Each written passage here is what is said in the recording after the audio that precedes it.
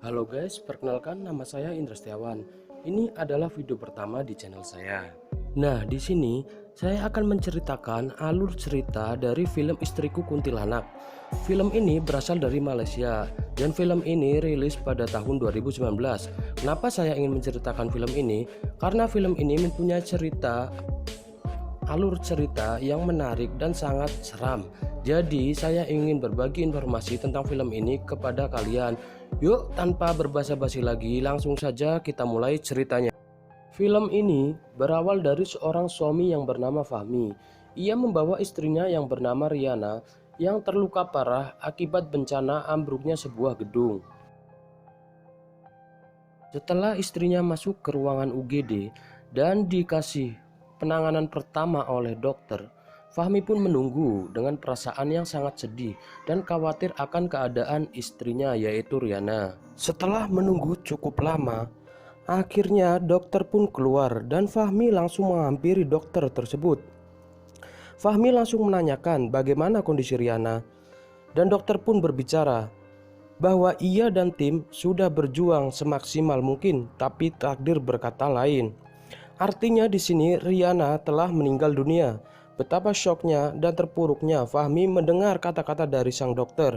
Fahmi langsung masuk ke dalam ruangan dan berbicara secara halu ke jasad Riana. Dia bilang, "Ini aku mimpi buruk kan sayang?" Singkat cerita, Riana pun telah meninggal dan dimakamkan. Dan di sini Fahmi masih saja belum bisa merelakan kepergian dari sang istri, yaitu Riana. Fahmi pun menemui kakeknya dan ia ingin meminta ke kakeknya untuk menghidupkan istrinya kembali, yaitu Riana. Tapi kakeknya tidak mau dan berkata, "Fahmi, kau sudah gila." Terus pada kemudian hari, Fahmi pun pergi ke salah satu orang pintar atau biasa disebut dukun yang ada di daerahnya. Dan ia meminta agar dukun tersebut menghidupkan Riana kembali. Pada awalnya dukun tersebut menolak permintaan dari Fahmi, tapi Fahmi terus merengek dan meminta tolong. Alhasil dukun itu pun kasihan kepada Fahmi dan ingin membantunya. Singkat cerita, Fahmi pun membawa semua syarat yang diminta oleh sang dukun untuk ritual pemanggilan arwah dari Riana. Ritual pun dilakukan dan arwah dari Riana berhasil masuk ke dalam raga dari teman Fahmi, yaitu Pian. Setelah arwah Riana masuk ke dalam raga Pian, di sini arwah Riana bilang kepada Fahmi bahwa ia sangat kesakitan dan minta tolong kepada Fahmi untuk menolongnya. Setelah mendengar ucapan tersebut, Fahmi pun sontak mau memegang wajah dari Pian yang dirasuki arwah Riana tersebut. Tapi di sini dukun tersebut melarang hal itu. Akhirnya dukun tersebut mengeluarkan arwah Riana secara paksa karena arwah Riana di sini tidak mau keluar dari raga Pian. Setelah arwah Riana berhasil dikeluarkan oleh sang dukun, Fahmi pun langsung marah kepada sang dukun dan meminta tolong kepada sang dukun untuk menghidupkan kembali Riana sekaligus raganya. Setelah berpikir dan melihat Fahmi yang terus menangis dan terus-menerus memohon kepada sang dukun, akhirnya kembali lagi sang dukun bersedia untuk membantu Fahmi menghidupkan istrinya kembali, yaitu Riana. Selang beberapa hari, malam Jumat pun tiba. Fahmi, sang dukun, dan Pian langsung bergegas ke makam dari Riana dan menggalinya untuk mengambil jasad dari Riana yang sudah terkubur. Singkat cerita, mereka semua menjalankan ritual paku kuntilanak untuk menghidupkan Riana tersebut dengan lancar, dan dukun itu berhasil menghidupkan kembali Riana. Yang di sini setelah ritual paku tersebut, Riana hidup kembali sebagai kuntilanak. Dan disinilah awal dari semua cerita seram yang bermunculan.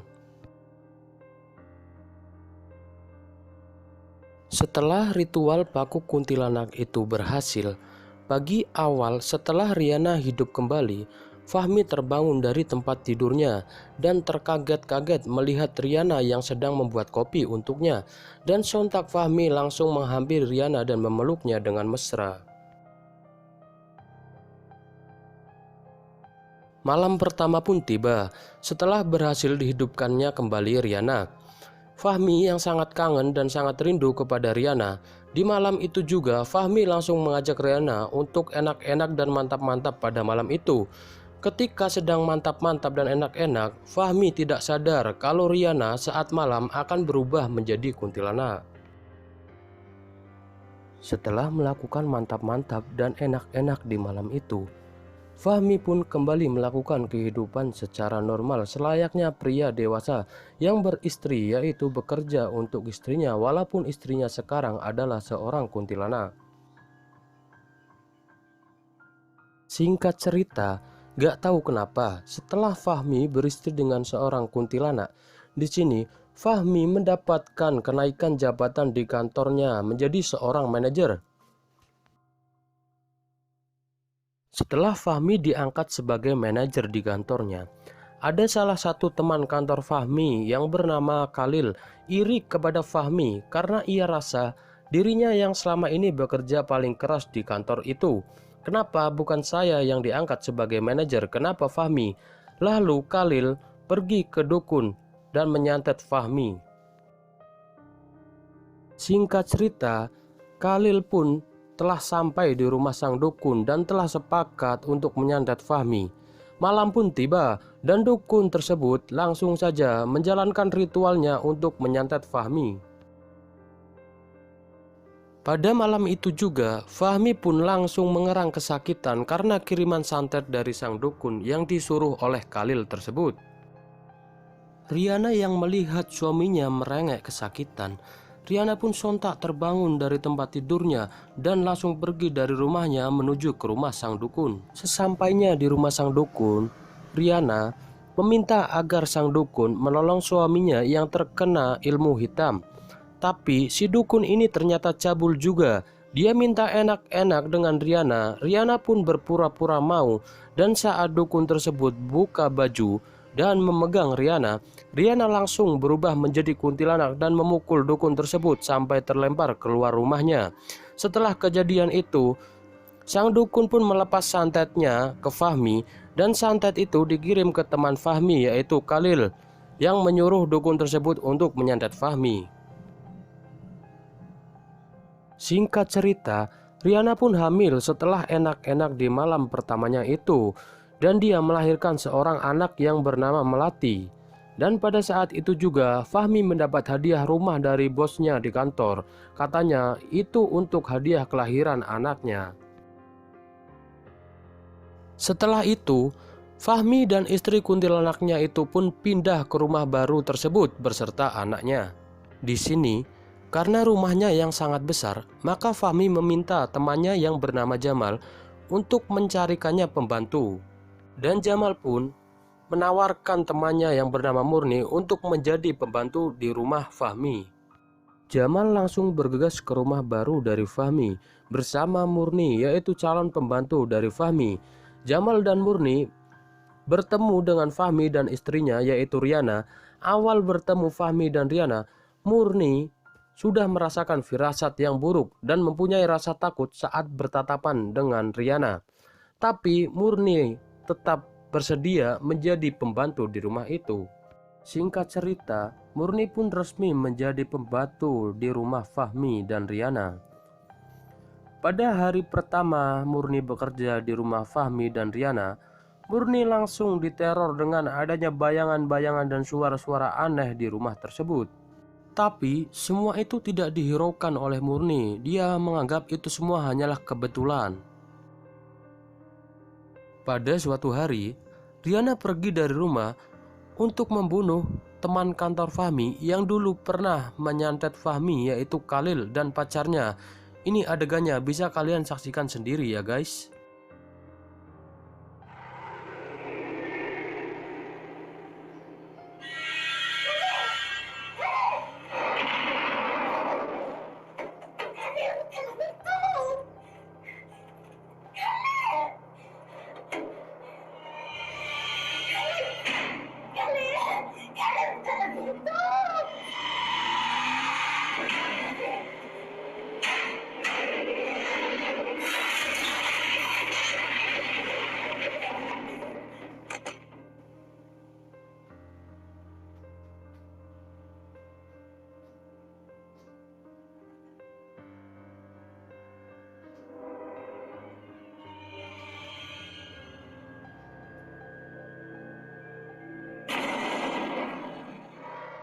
Oke, singkat cerita, kedua pasangan tersebut terbunuh oleh Riana dan Riana pun kembali pulang ke rumahnya sendiri.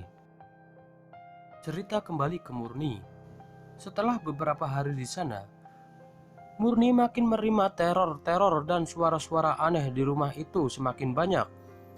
Dan pada puncaknya, di saat Murni sedang sholat, Riana berteriak kesakitan dan menggedor pintu kamar Murni yang sedang sholat tersebut. Murni pun sangat merasa ketakutan dan menangis.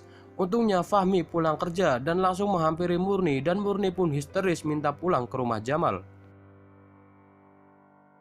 Fahmi pun langsung mengantarkan Murni keluar rumahnya, dan di saat dia berjalan keluar rumah bersama Murni, Fahmi meminta Murni untuk bercerita apa yang terjadi padanya. Dan saat Murni bercerita bahwa ia adalah satu-satunya wanita yang selamat hidup dari kejadian runtuhnya gedung yang menewaskan istri Fahmi, yaitu Riana, yang sekarang hidup menjadi seorang kuntilanak. Setelah bercerita, Murni pun langsung bergegas pulang menuju ke rumah Jamal. Setelah mendengar cerita dari Murni tersebut, di sini Fahmi sadar kepada Tuhannya dan ia berdoa sesaat sebelum tidur. Itu adalah hal yang tak pernah ia lakukan setelah menghidupkan Riana kembali. Singkat cerita, setelah Fahmi berdoa dan memejamkan mata, Riana mengeluarkan suara yang aneh dan mengerikan, diikuti wajahnya dan seluruh badannya berubah menjadi kuntilanak. Fahmi pun langsung menengok ke arah Riana, dan alangkah kaget dan ketakutannya Fahmi langsung terjatuh dari tempat tidurnya dan lari keluar rumah dan berusaha kabur dengan mobilnya. Tapi nggak tahu kenapa, entah mobilnya kehabisan bensin apa gimana, saya kurang tahu. Pokoknya mobilnya pas dinyalakan di sana tidak menyala. Mengetahui mobilnya yang tidak bisa menyala, Fahmi pun langsung keluar dan lari ke jalan. Di sini, Fahmi lari ke jalan dan menabrak sebuah mobil yang di dalamnya ternyata itu adalah mobil dari sang dukun yang membantu Fahmi untuk menghidupkan Riana kembali. Dan di situ terjadilah perdebatan di antara keduanya, yaitu Fahmi dan sang dukun. Singkat cerita, setelah perdebatan antara Fahmi dan sang dukun tersebut masuk ke rumah Fahmi yang di sana berada Riana yang sedang terbang dan menjadi sosok kuntilanak. Fahmi juga ikut mengikuti dukun tersebut dari belakang dan mengikutinya masuki rumahnya sendiri. Dan Fahmi di sini melihat sosok asli dari Riana, yaitu adalah seorang kuntilanak. Fahmi di situ hanya tercengang dan ketakutan, sementara dukun itu berdialog dengan Riana dan membacakan mantra-mantra ajiannya. Dan dukun itu ingin mencabut paku yang ditancapkan dulunya ke Riana. Pada awalnya, Riana setuju dengan omongan dari sang dukun yang akan mencabut paku yang ada di kepalanya. Dan sang dukun lalu bertanya kepada Fahmi, "Apakah kamu ikhlas, Fahmi?" Fahmi pun menjawab dengan berat hati bahwa ia ikhlas untuk merelakan kepergian Riana. Tapi pas dukun itu mau mencabut paku dari kepala Riana, Riana berubah pikiran dan ingin tinggal bersama Fahmi karena mendengar suara tangisan dari anak Riana dan Fahmi. Di sini Riana berteriak dan semua kaca di rumah tersebut pecah. Dan ada satu serpian kaca yang mengenai kening dari sang dukun tersebut. Akhirnya sang dukun tersebut meninggal dunia di tempat. Setelah sang dukun meninggal, tersisalah Riana yang berwujud kuntilanak dan Fahmi seorang di situ. Fahmi pun hanya bisa menangis ketakutan di situ. Lalu, entah dari mana datangnya, kakek Fahmi dan istrinya datang bersama anak pertama dari Riana dan Fahmi, yaitu Sofi, ke rumah Fahmi. Karena merasa ada yang tidak beres, kakek Fahmi langsung masuk ke dalam rumah Fahmi. Dan benar saja, kakek Fahmi kaget melihat Riana yang menjadi kuntilanak dan Fahmi yang sedang ketakutan di situ.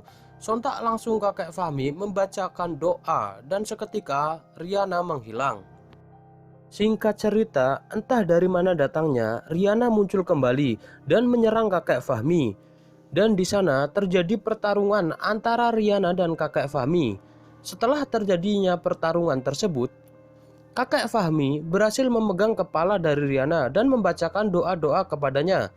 Alhasil, kakek Fahmi pun bisa mencabut paku dari kepala Riana, dan Riana pun menghilang dan kembali ke alam yang seharusnya ia berada.